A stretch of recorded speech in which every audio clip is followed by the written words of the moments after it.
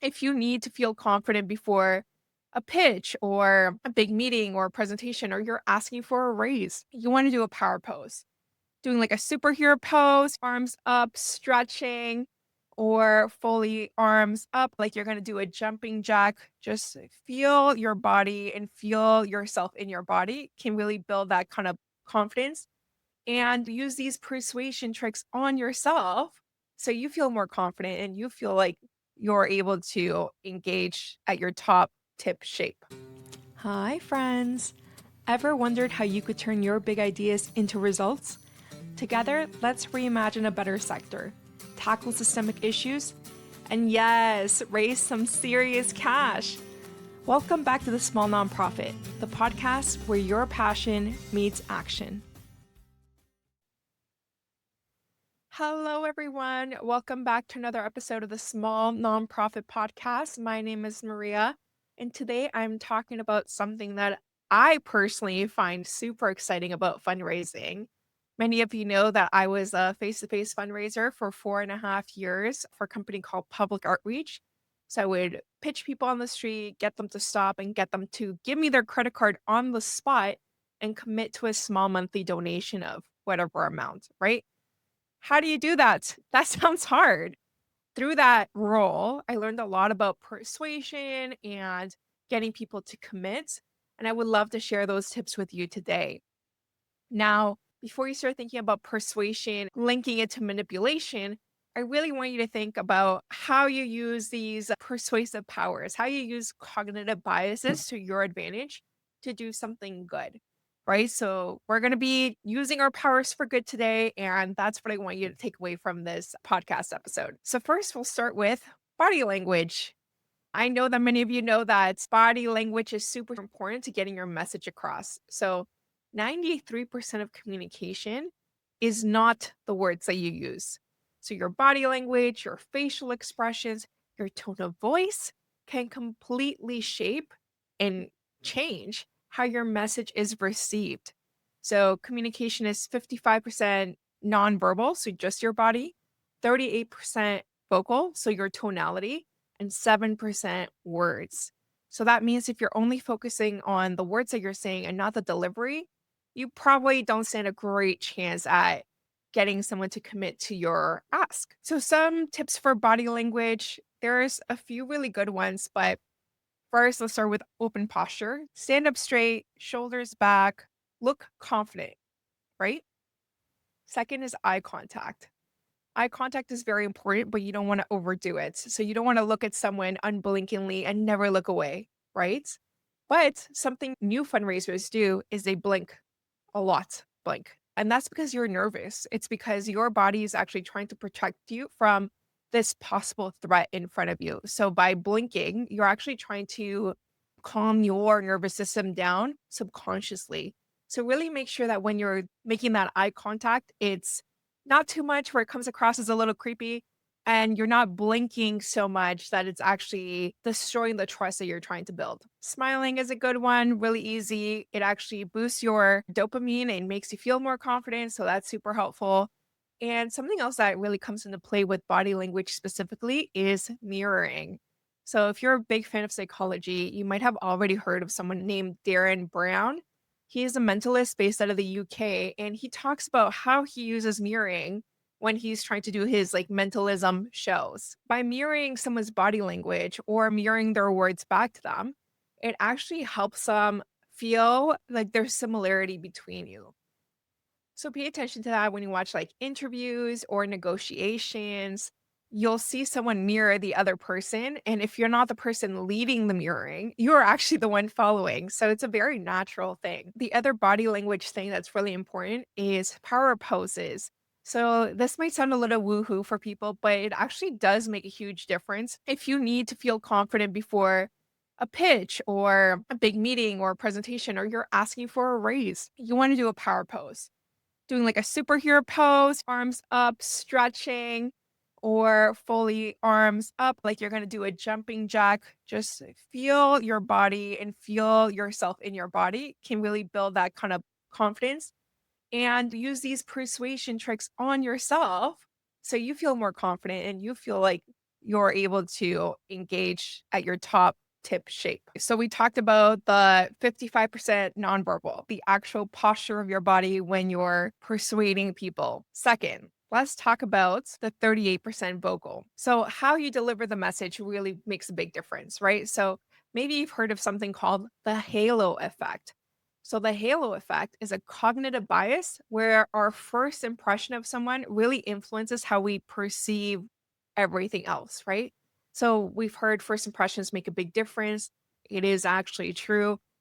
And the halo effect actually helps us build trust faster, even if we don't have all the information. So, how do you take advantage of the halo effect?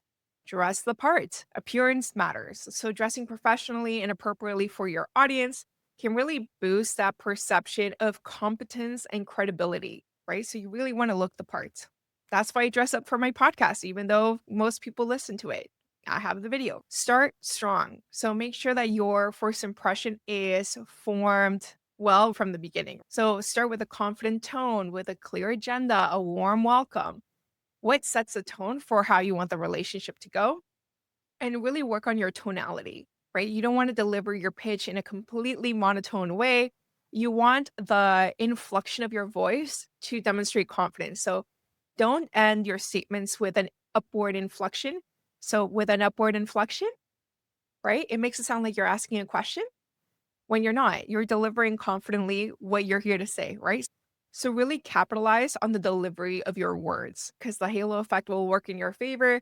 But that being said, if you make a bad first impression, it will also work against you. So if you don't dress the part, it will immediately reduce the donor's perception of your credibility. And that's not what you want. We've talked about how we deliver the pitch. Now, what is the pitch? How do we make that as effective as possible? There's a lot of different ways to do this, but from my days of face-to-face fundraising, there's a few that kind of like always kick in pretty naturally now. So the more that you practice, the better. So I'm going to talk about 6 common human impulses now that can be applied to your fundraising and your marketing. The first one is the Jones effect.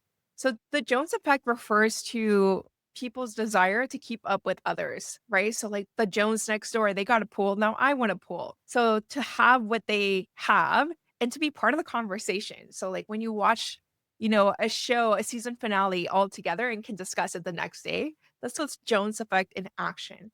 So using social proof to your advantage is really important for this. So social proof, if you're not familiar with the term, is people are more likely to do something if they see others doing it. So when you go on Amazon and pick a skin cleanser or something like that, having all those positive reviews is a form of social proof and actually inspires you to act. So by demonstrating that other people are supporting your organization, engaging with it, they care about the cause, you can create a halo of credibility and influence that can help to persuade more donors to give.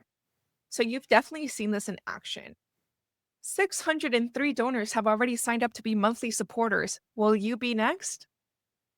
Adding a signature counter to your petitions, adding a thermometer to your campaign pages, featuring peer to peer fundraisers on one page of your website and maybe showcasing them on social media. If everyone reading this email gave only $5, we would have $16,075, but we need to be able to count on each one of you receiving this email. Hector just signed up for our email list. You can join it here. Ashley's team has raised $5,000. Support them here. So you can see that Jones effect really in these examples. The next cognitive bias that I want to talk about is fear of loss. Humans are naturally loss averse. So this means that we react really badly to losing things we already have. And the negative emotional weight of losing something is much heavier than the emotional weight that you feel because of a gain. We're really loss averse. And just to give some examples of what that looks like in fundraising is there's only 12 hours left to get a 2025 tax receipt. The next 100 donors will have their gift matched. So the fear of loss can really be used in a variety of ways. So another example is featuring an opportunity that can only be accessed right now. So sponsor this specific child. So when I was fundraising on the street, we had actual profiles of children. So it's this specific child. If you want to sponsor, you got to do it today. Donate today, and we give a stuffed animal to a kid. Each donation this month will be entered into our giveaway to win a chance to meet our partner celebrity or whatever unique experience. Other examples are like 50/50s, lottery fundraisers, auctions, raffles. There's only one top sponsorship level. So if you're interested, we got to move on it. And if you donate here, we'll give you enamel pin of our logo, for example. So people want these little things, and really tapping into that fear of loss gets them to act today. Another cognitive bias that fundraisers should really take advantage of is indifference. People might be put off if you come on too strong, right? Even if you're pitching a cause that they really care about and it's really important to them, it's important to strike a balance between being passionate and enthusiastic about a cause while also respecting the donor's space and decision making. So you really want to use this impulse by not being desperate for donations. You're not really looking to treat people like ATMs, you're looking to build partnerships. And that should be clear from how you talk about your work and how you stand, everything like that. Don't try to appeal to everyone. Understand your audience and really hone in on them. Don't fawn over a donor who's trying to donate items misaligned with your mission, and instead provide education. You should believe in your cause enough to know that if this person doesn't commit to giving right now, someone else will. Build that indifference into your own system. Someone else will give. And if it's not this person later on, someone else will give. And maybe this person will give in the future. You just never know. But that indifference really respects their decision making process and their autonomy. So detach from the outcome.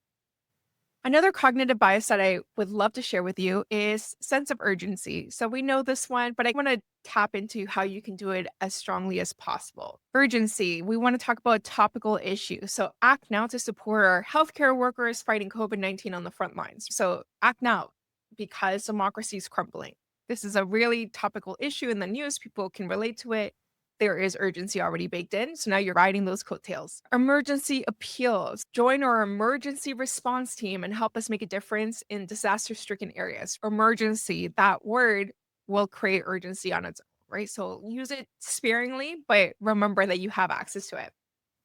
Campaign goals. Donate before the end of the day today and help us reach our goal of providing 15 sponsorships. So it ties in that fear of loss with that sense of urgency. Every minute, there are X amount of people impacted by Y. Every minute counts. Donate now and help us save lives. So every minute counts. That really builds up that urgency. Two more cognitive biases to go. You're almost there. So, fifth one, time limit. People are more motivated to act when they're faced with the time limited opportunities. So, a little bit of that fear of loss, but specifically with time. So, this impulse can be harnessed by setting deadlines for donations and creating a sense of urgency around a specific campaign. People are more motivated to act when they are faced with a time limited opportunity. So, this can be used in fundraising through holiday campaigns. We know people give during that time and it is time limited. So, is there something else that you can do to ramp that up? So, for example, can you do tribute ornaments where someone can donate and get a name written on an ornament that then gets delivered to someone else? You could do birthdays, special occasion peer to peer events, matching donations, tickets or sponsorship, and limited edition merch, right? So, there's a lot of different ways to use this time limited cognitive bias. Another is self interest. This is one of the last ones that I'll be talking about today. People are motivated by their own self interest. It's completely natural. We all are. This is actually a really important cognitive bias, even though we think community centric fundraising and self interest can't go hand in hand. Actually, I think some of the time they could. And here's why I think so. Everyone who works in nonprofit has a personal value aligned reason for being at that organization. There is a self interest as to why they spend time with your organization. By knowing the whys of people around you, you're actually able to attract other people who have similar value aligned whys. People are really motivated by their own belief system and self interest. And how can you use that in fundraising? You could say, hey, improving outcomes for people in our neighborhood makes our community better for everyone. So it's not just for these people, it's also for everyone. It could be your neighbor, your friend, your family members. Support our cause to make a difference in your community. You could ask them to partner with you in imagining a better world. Imagine a world where everyone has access to clean water. Your donation can help make that a reality. You could appeal to their values in alignment with your organization values. You could write a list of qualities that your ideal audience has and use those in your communications. Like generous donors like you. You can make your supporters feel good about their investment of time and money by saying something like support our cause and feel good knowing that you've made a positive impact. People give because they want to be part of a community, but it also helps them feel good, whether they donate time or money. This is something that you can say. You can also speak to their vision of their legacy. So make a difference and leave a lasting legacy with your donation. One thing that I do want to say is that one very popular donor centric way of tapping into self interest has been using tax receipts. And it is a great self interest tactic. I can't deny that. However, it's not one that I personally recommend because it encourages tax avoidance from wealthy individuals. It keeps the nonprofit industrial complex fully alive and well and very transactional and doesn't really build that values alignment between you and the donor. Like it's just very transactional, which transactional gifts might come in, but they're not going to come in year after year. So you really want to stick to value alignment to tap into that self interest. So those are a few cognitive biases that you can start trying out today. You can tap into the IKEA effect or the cashless effect or confirmation bias, right? There's a whole world of psychology for you to explore. So I've taken a lot of time to try to like nail down these donor brain hacks and get really good at them. There's so many resources out there for you. I'm going to leave something in the show notes that links to thedecisionlab.com/biases. There you can learn about the IKEA effect, anchoring, the empathy gap, gambler's fallacy. There's so many interesting things for you to tap into in your fundraising. And it's not just about what you say in a pitch, but it's also about design and donor journeys and how you can gamify a lot of this experience for your donors to make it as engaging as possible, for your volunteers to make it as engaging as possible, right? So, how can we continue to build that support using things that we know work? But that's it for me today. I hope you got a lot out of this episode and that you're going to be out there trying out these cognitive biases and others sometime soon. Really start thinking about why you gravitate towards a certain pitch style or design style, or even look at the design of some really high performing emails that your organization or other organizations are sending out and try to figure out why they work. What about your psychology is being tickled by this highlighted text? So, really thinking about how you're persuaded and influenced will help you reflect on how you can persuade and influence others for good. As always, if you want to see our lovely faces, you can watch this episode on YouTube.